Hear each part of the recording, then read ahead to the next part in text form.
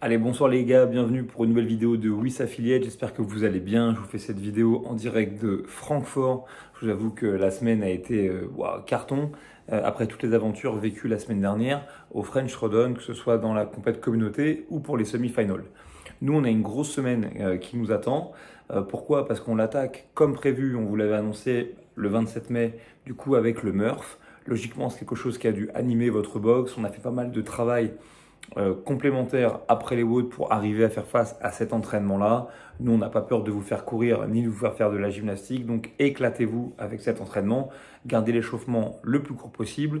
Essayez quand même de faire finir vos athlètes ensemble et orienter vers la bonne version de l'entraînement pour être sûr d'être dans le cap time des 45 minutes qui est déjà très challengeant.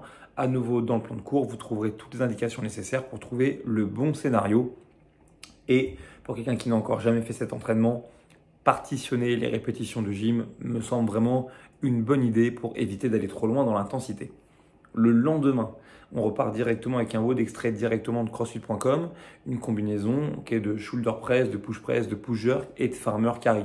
Au farmer carry, on a des dumbbells comme au poids de l'open. Et puis par contre, pour la partie presse, ce sera à vous de déterminer la bonne charge. Le RX, c'est 60 kg.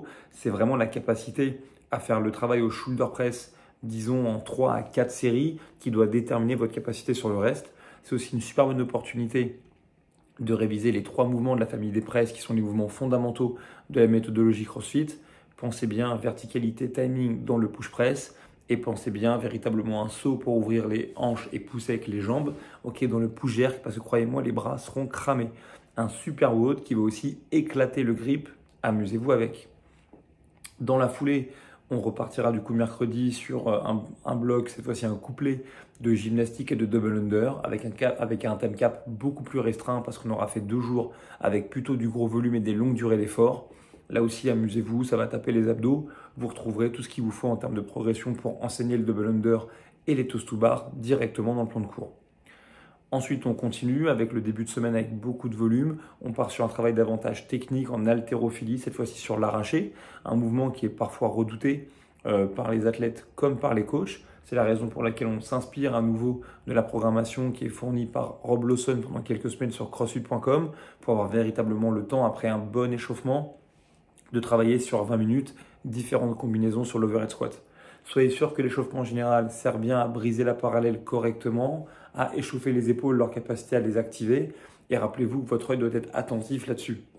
La barre est dans le plan frontal, laissez-le vers l'avant, la pointe du coude vers le sol, le bras complètement tendu. Et je pousse avec mon dos, pas avec mes trapèzes, pour m'aider à soutenir les charges. Dans l'arraché, une fois que les positions clés sont acquises, la notion qui est importante pour nous, c'est le saut.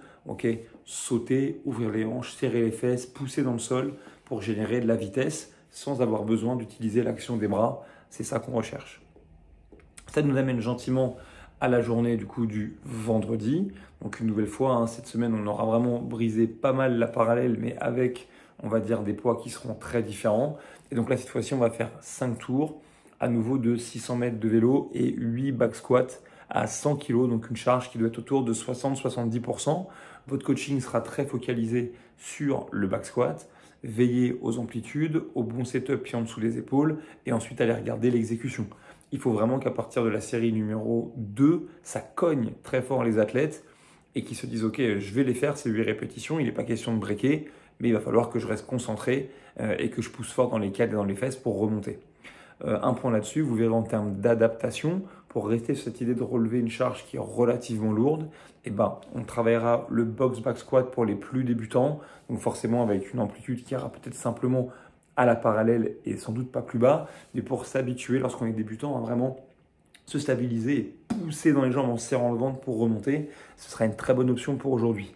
Si vous manquez de rack, il y a toujours la possibilité de travailler départ du sol, mais dans ce cas-là, passez peut-être de 100 à 80 kg et soyez sûr de le faire avec des athlètes qui sont assez, on va dire, avancés pour pouvoir faire sauter la barre sur leurs épaules. Et sinon, n'hésitez pas à passer, pourquoi pas, du sandbag carry ou du sandbag squat pour rester dans le lourd, mais avec moins de risque de blessure si malheureusement vous manquez de rack. Vendredi, on repart sur un couplet en équipe. À nouveau, on diminue un peu le volume, le temps de laisser aux gens la capacité de récupérer du Murph. 10 tours, 20 handstand push-up et ensuite 5 burpee pull-up synchro. Donc un WOD qui va être fun, qui malgré les 10 tours va être rapide, ça va bouger vite. Il faut être capable de faire sur les 3 premiers tours au moins ces 10 handstand push-up unbroken. Et si on a besoin d'adapter, vous verrez, on a bien sûr proposé du push press ou pourquoi pas du box pike push-up avec un volume moins important. Mais j'insiste là-dessus, typiquement pour ce type de travail, n'hésitez pas à proposer des solutions hybrides qui vont challenger vos athlètes. Exemple, je ne peux pas faire 10 handstand push-up, mais j'en ai 2-3 en magasin. Et bah, fais-moi tes 2-3 handstand push-up, puis termine le nombre de répétitions qu'il te faut avec des dumbbells par exemple. De manière à challenger les athlètes et à leur faire comprendre qu'ils peuvent avoir confiance en eux dans leur capacité de se mettre à l'envers. Cool. Dans la semaine, vous trouvez aussi cet entraînement des burpees pull-up synchro pour couper les handstand push-up.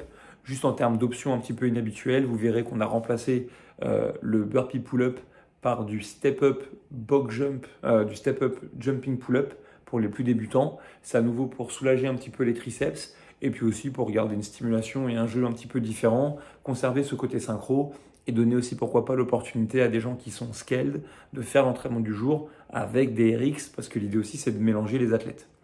Vous verrez qu'il y a pas mal de petites after-parties qui vous sont proposées, un peu de body mytho avec des plates, un peu de lunch très lourde pour vous faire penser au semi-final, donc il y a tout ce qu'il faut. Et ensuite, à partir de là, il y a aussi les 3 blocs complémentaires de la semaine, à nouveau pour vos athlètes compétiteurs, pour les nourrir. Je vous rappelle que c'est le lundi, le mercredi, le vendredi, de manière à ce qu'ils puissent s'entraîner en faisant pourquoi pas 3 jours on, 1 jour off, 2 jours on, 1 jour off, comme sur la compétition, comme sur la programmation de WIS Athlète, par exemple. Dans le travail d'aujourd'hui, lundi, soyez pas surpris, c'est récup après le Murph. Je souhaite à vos athlètes de passer un moment de communauté ensemble après l'entraînement. Ensuite, mercredi, c'est un intervalle au rameur. Je vous ai détaillé un petit peu comment trouver le programme à sélectionner pour pouvoir le faire avec le Paceboat et du coup être un peu motivé si vos athlètes le font un petit peu seuls. Et puis ensuite, sur le vendredi, c'est un remix d'un WOD benchmark qui s'appelle Nicole, 2 versions possibles en fonction des skills à travailler pour vos athlètes. Soit un Nicole raccourci à base de ring muscle up, décon break, 200 mètres de course, soit un Nicole toujours raccourci à base de pull-over, décon break, 100 mètres de course, simplement parce qu'on risque de passer moins de temps sur les pull-over et qu'on a besoin de les pratiquer. Voilà, donc un Murph, du crossfit.com, du lourd, de la gym, des DU, de l'arraché, de la gym inversée, de l'intervalle. Il y a vraiment à boire et à manger. Éclatez-vous pendant cette semaine d'entraînement. Nous, on se retrouve la semaine prochaine. Et d'ici là, si vous avez une question, vous pouvez nous trouver sur WhatsApp. Allez, ciao.